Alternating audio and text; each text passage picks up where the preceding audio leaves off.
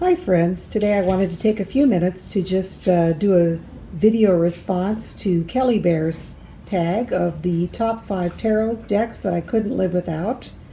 And this was a very difficult decision. I've actually spent about 2 weeks going through my decks trying to kind of decide which were really indispensable to me. But I finally did reach my decision. I have 5 top decks and I have 2 that are runners up, which were the Spiritsong and the Ember and Aura. So I know that's cheating. We're only supposed to discuss 5, so let's just set those aside. That way I won't be cheating. Okay.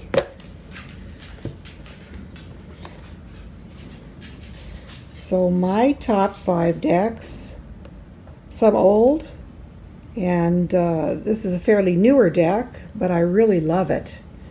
So my top 5 are Vision Quest Tarot, Stella's Tarot. I believe this one's out of print, unfortunately, but it's a really cool deck.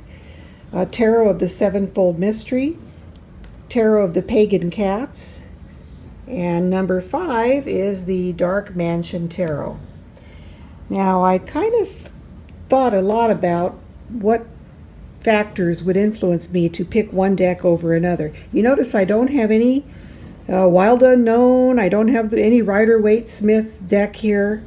I don't have Druidcraft or Wildwood, even though I do love those decks. But for me, they just weren't my top 5 favorites.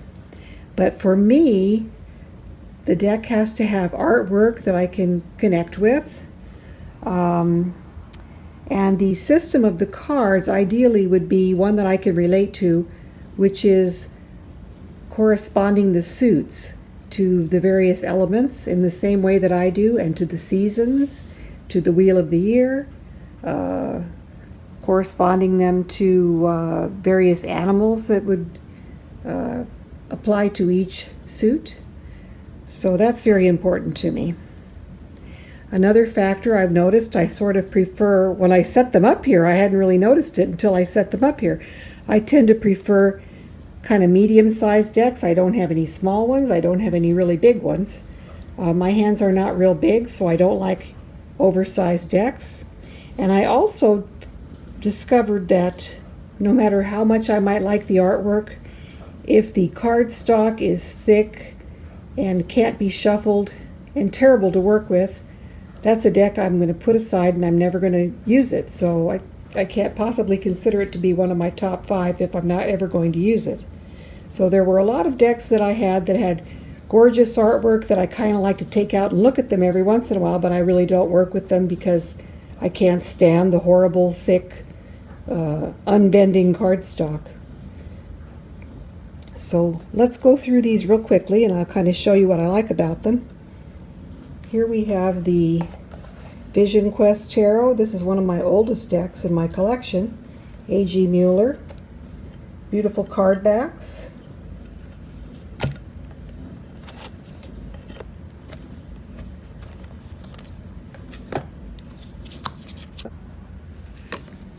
So here you can see the artwork in this deck, and I've done a full review on this deck.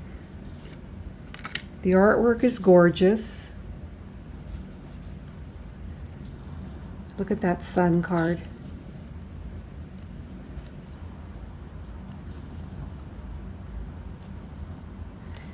And although normally I wouldn't think I would like keywords, but in this deck the keywords sort of ring true for me, so I don't mind them. I like the suit of swords, and I like how they've got birds for the correspondences. They don't call them swords in this, they call it air. So for many reasons this deck is my favorite. The suits are correlated to the elements.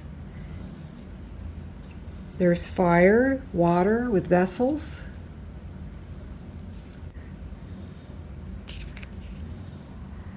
The earth suit is correlated with gardening and earthiness. It's just a wonderful deck in every way. And the court cards are Sun, Daughter, Son, Mother, and Father. So that's a little brief. The deck reads like a dream. It really resonates with me. I love the Southwest theme, and I love this deck. Wouldn't want to ever be without it. My top favorite. Okay, the number 2. This deck is now out of print, unfortunately, but it's very, very cute. It's very whimsical. It's Stella's Tarot, A.G. Mueller, another A.G. Mueller. See, I like their card stock. I like the size of the deck. The artwork, as I said, is whimsical.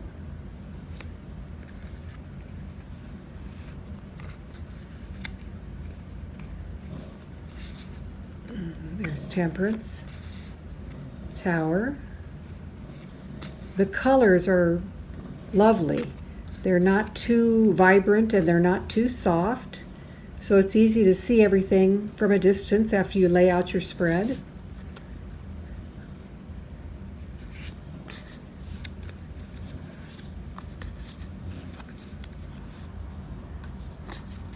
And this is another sort of Tothi.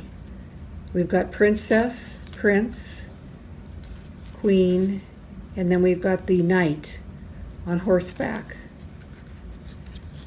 So this is another great deck. If you can find it on eBay, go ahead and pick it up. I think you'll love it.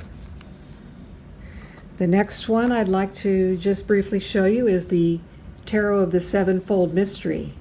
Now, Robert Place is not only a fantastic artist, but he really is like the preeminent tarot expert in the world today.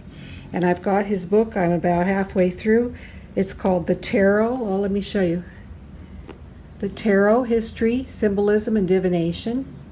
Really great, fascinating, just full of all kinds of great information. And I've just really increased my personal knowledge of tarot by going through that book. But look at the artwork. Now, in addition to having beautiful artwork, the reason the deck is called Sevenfold Mysteries is because it's patterned after the classical Neoplatonic ideas. There are 4 cardinal virtues which are represented in the tarot, and that is strength, justice, and temperance, the 4th being prudence, and he represents prudence in the World card. Prudence is said to contain the other 3 cardinal virtues, and then in addition to the cardinal virtues, there are the 3 Christian virtues of faith, hope, and charity. So faith represented by the cross, hope, the anchor, and charity, the flaming heart. So the cards are just really beautiful. Here we have Apollo as the sun. And I haven't really done a walkthrough of this deck because I haven't finished reading the big book about it yet. But I'll tell you, I have a really foolish reason that I initially ordered it, and that's because I love greyhounds, and greyhounds are in many of these cards. Look at that star.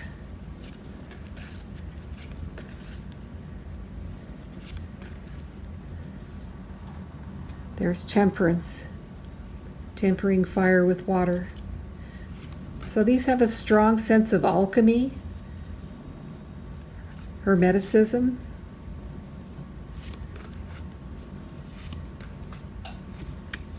And it's just a fascinating, fascinating deck by a really interesting gentleman. This is the Fool, Stultitia. See the greyhound there. There's the Pentacles.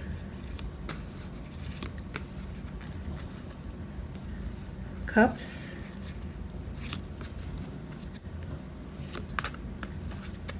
There's the Four of Cups.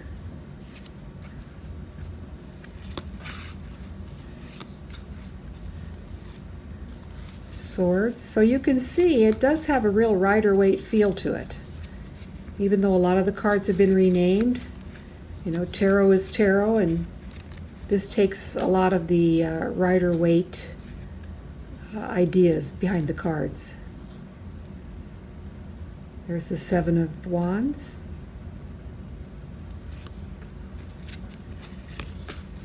And I haven't decided yet. I haven't really worked a lot with this deck. Judgment or Gabriel. I may trim it. I don't know. It feels like it would be awful to trim this deck. So I'm going to have to think about that. So that is my number 3. There's my Greyhound again. Strength card.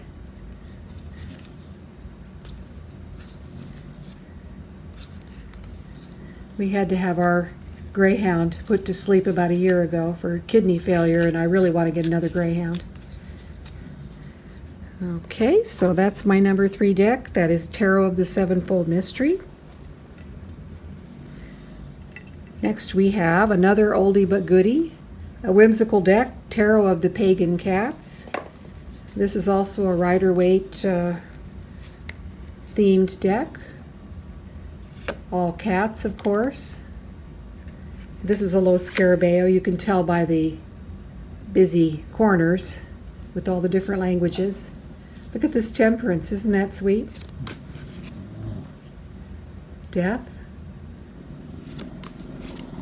The Hanged Man. The Magician.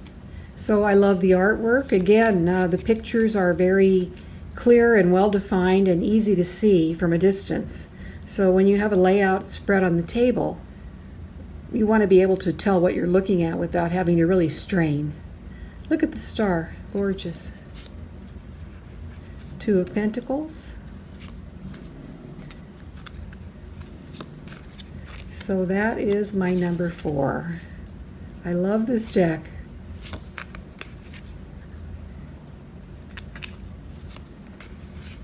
Okay. And then we have, I only received this deck about a week or so ago, and I did a full walkthrough when I opened the box. This is the Dark Mansion Tarot.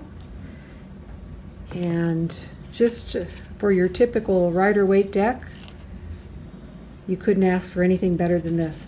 Now the cardstock is a little bit thicker and stiffer than what I normally would like, but the artwork is just outstanding. It's whimsical, clear, the colors are pleasing to the eye.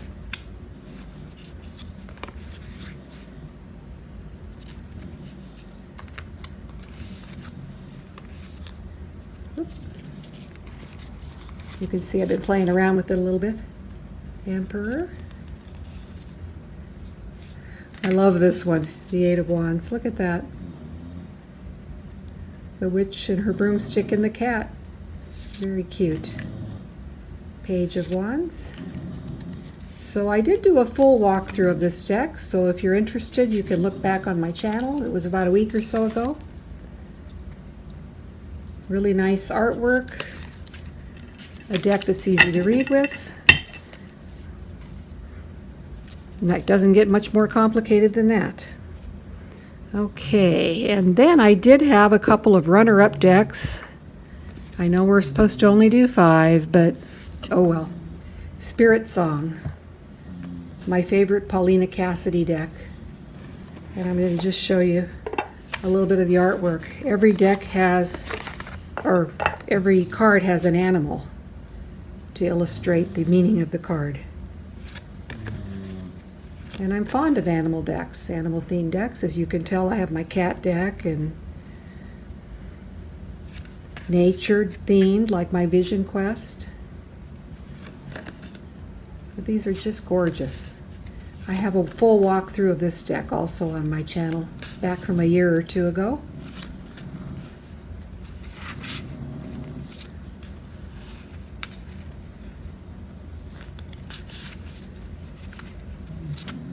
We have in this shells for water, or for cups, acorns for wands,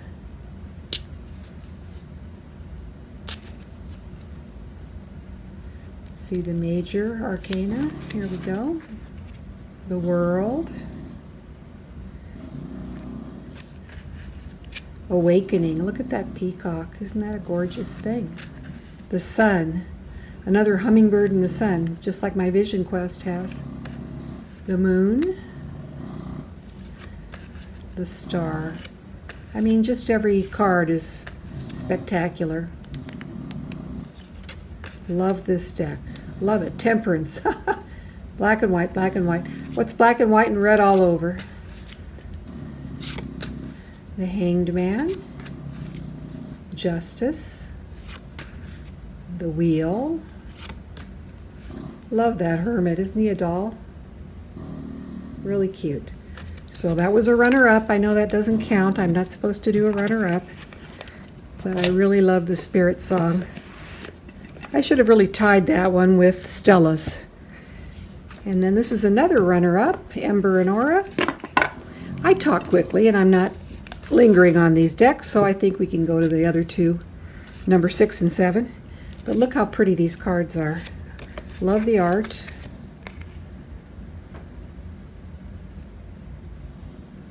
Five of coins. Look at that 7 of coins. Isn't that just beautiful? 4 of wands. These cards are just great. There's the Sun, Judgment, the Moon, Star. I love that Emperor. Isn't that great?